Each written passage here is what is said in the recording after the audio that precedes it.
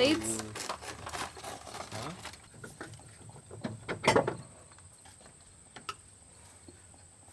Having the new ones in the back seat. I'll see when it starts pulling air and sucking air. Blows it on the radiator to the way. Maybe have the proper torque spec for this.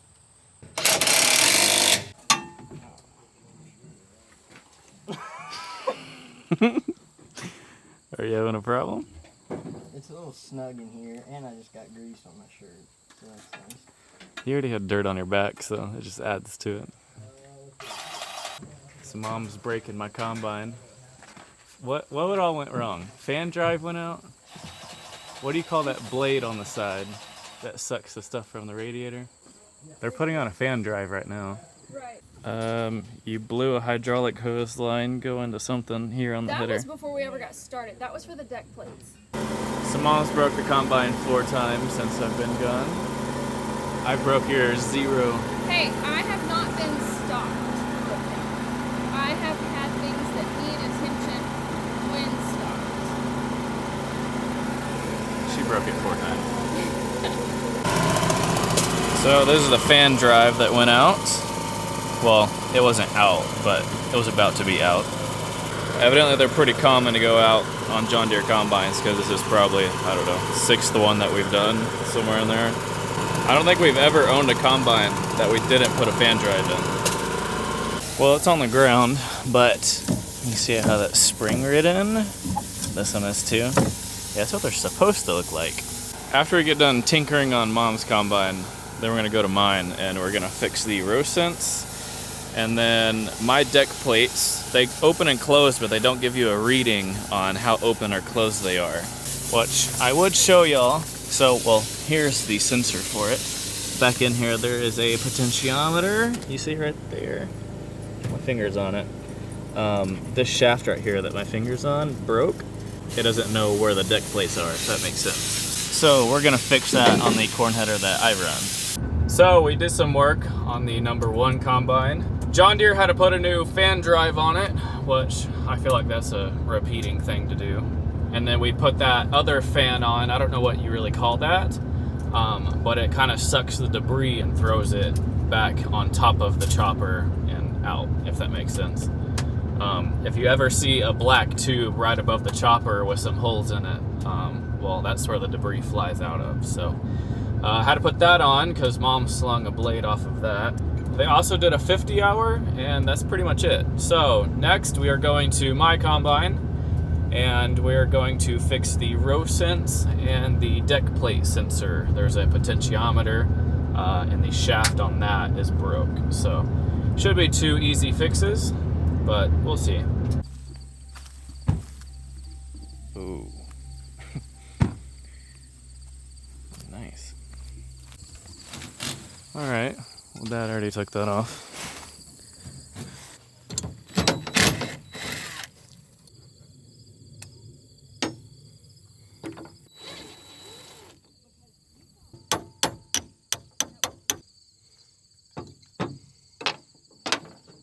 Well, that was a failed recovery attempt. So for the row sense, evidently there's a right and left spring.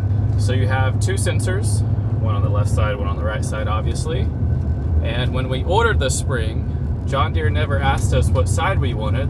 They just said, you know, okay, ordered, on its way. So we didn't think much of it.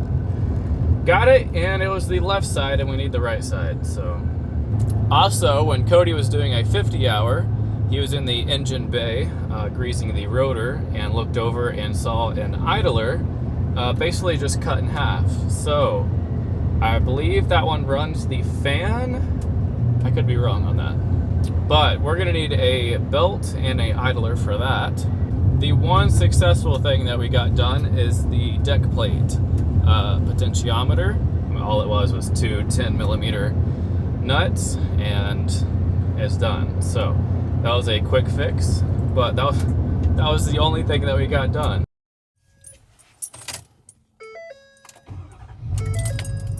It is the next day. John Deere was actually closed yesterday, so we had to go this morning. And shocker, they didn't have the pulley that I broke. So they did have another pulley that is just a little bit bigger, but everything else is the same.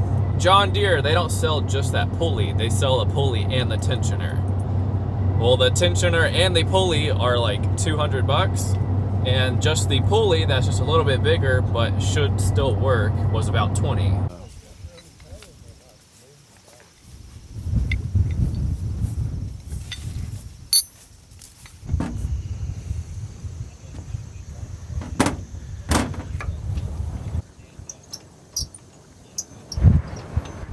So this is a spring tensioner. You can just push this down. It's kind of springing. It's always springing up, if that makes sense.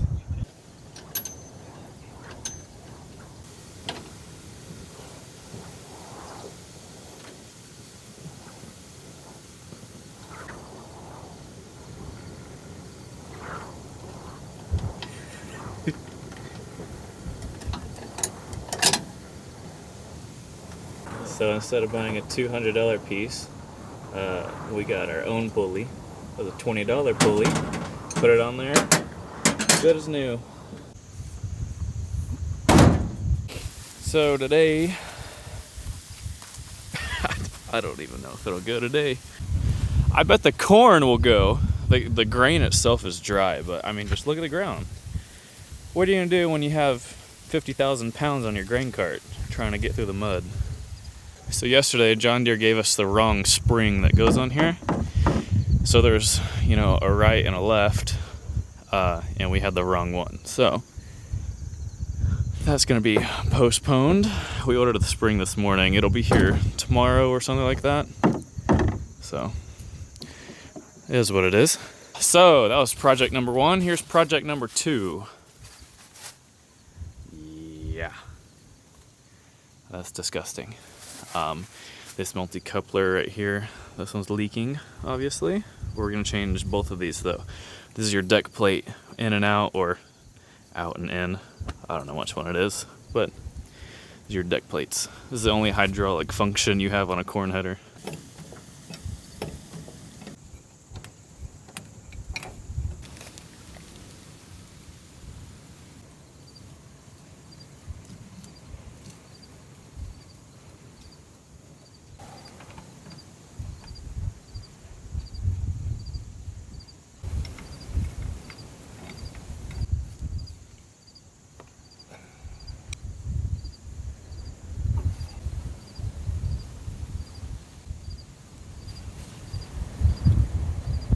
Alright, well, got that fixed.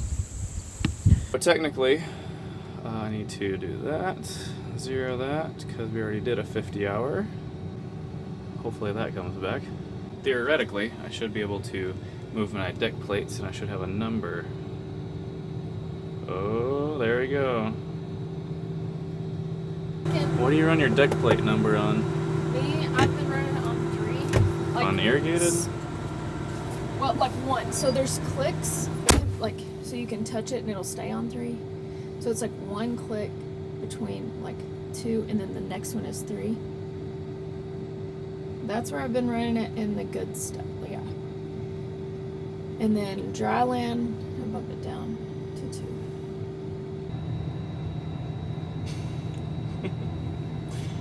That's so weird. You what? You miss your leather. You can have this. I want it.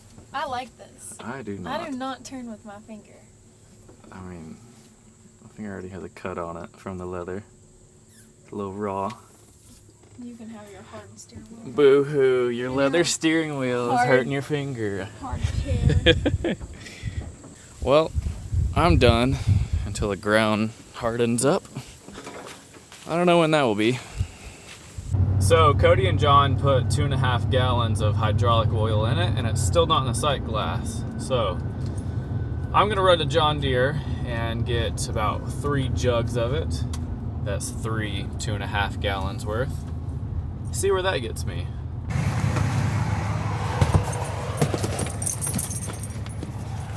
Okay.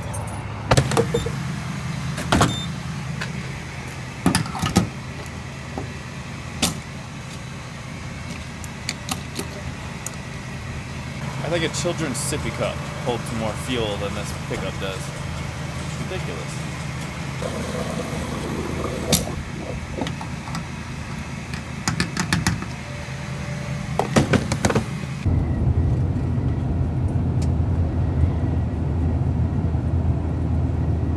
So I have to pour hydraulic oil in here, and it's extremely windy, so you know what's about to take place.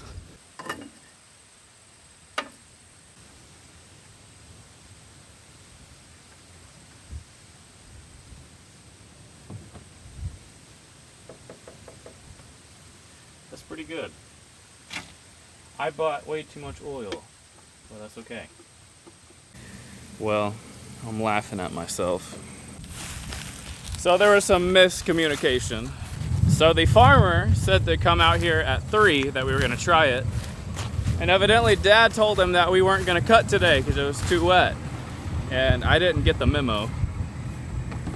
So I'm out here ready to cut at 3 o'clock. And no one is out here. So I will see y'all tomorrow. Okay, it's really windy.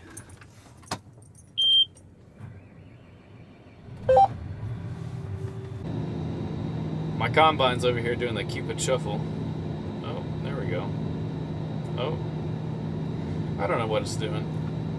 The ground is still a little moist, but I think it'll work. We are gonna load trucks up here at the bin site on gravel, and he wants me to fill the grain carts, maybe 3/4 to half, and then just send them. So we don't want, you know, a grain cart fully loaded driving through the field with it this wet still outside.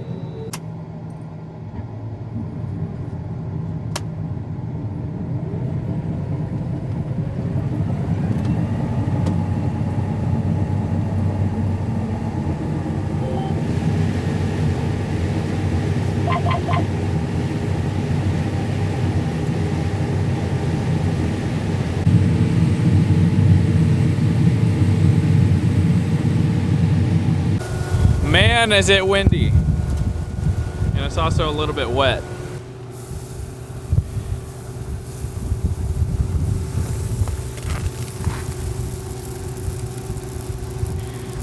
So as you can tell, we're full. I might have to scoop this up later and dump it back in the bin. I feel so bad when I get cab corn because that's just money wasted, you know.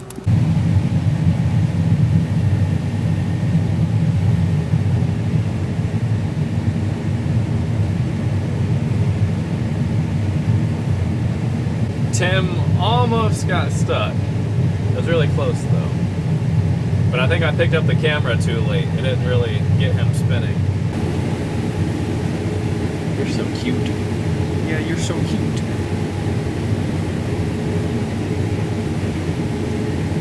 So it's been probably 2 hours. Nothing really exciting has happened other than I got more cab corn on accident. There's like draws in the field. Well, in corn, it's so tall you can't really tell where the draws are. And of course, I always am about, 85, 90, 95%, when I come up to them, and it just, well, To be fair, when you start trickling off of your sides, your first reaction is to pull the hydrostat back, right? You're pouring over, you want to stop. When you want to jerk the hydrostat back, your grain up there already has momentum, so it's going to go forward, on your roof and on your steps and all of that. And then on top of that, there's so much grain already in your combine that it's also going to put it up there. So it's going to pile that on top and then probably slide off. So it's a whole train wreck, but it happens to everyone. So someone asked me in the comments not too long ago how long it takes for me to unload onto the grain cart. Well, that does depend if I'm, cutting while I'm unloading, or if I'm sitting while I'm unloading, or if I'm cutting while I'm unloading and then I come to the end and stop. So I guess it all varies. It also varies on the yield and how fast you're going. But next time I unload, I'll stopwatch it and I'll tell y'all.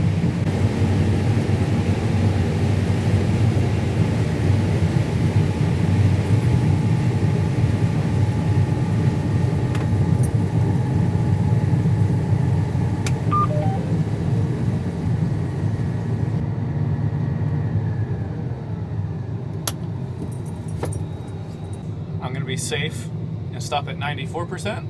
And, you know, try not to embarrass myself any more than I already have today. It's a little muddy. Oh! We don't talk about that. That is so much. That's so embarrassing.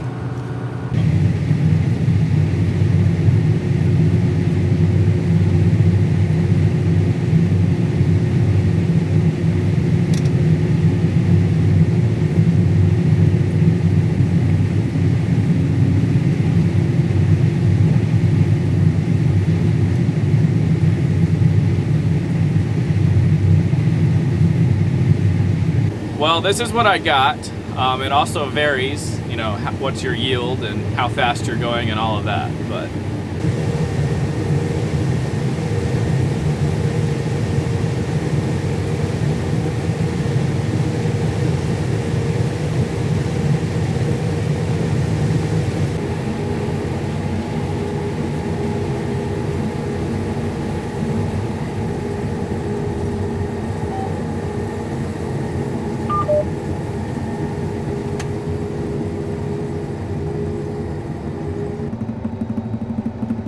Wow, 8 miles an hour is a little shaky. I'm pretty sure my engine bay light is somewhere up here if I can find it. Let me feel around. It's somewhere right here. I don't know why they have to put it in such a hard place. Oh. There we go. Okay. This door is hard.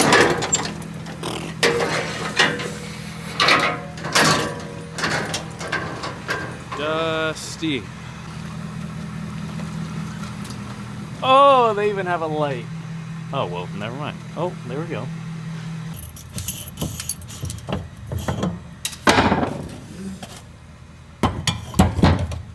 Oh, I didn't turn the pump on.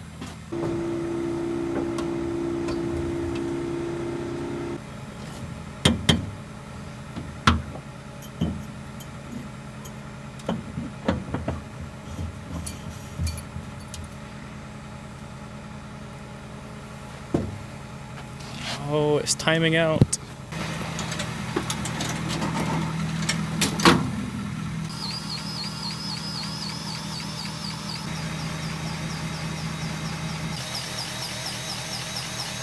Well, I'm all serviced up for tomorrow morning. I still have to check the oil tomorrow, and I'm probably going to look under the shields just to look at everything in the daylight. Looking at things in the dark, just, well, you can miss stuff, so. But this video did give y'all a little taste of what rain days are like.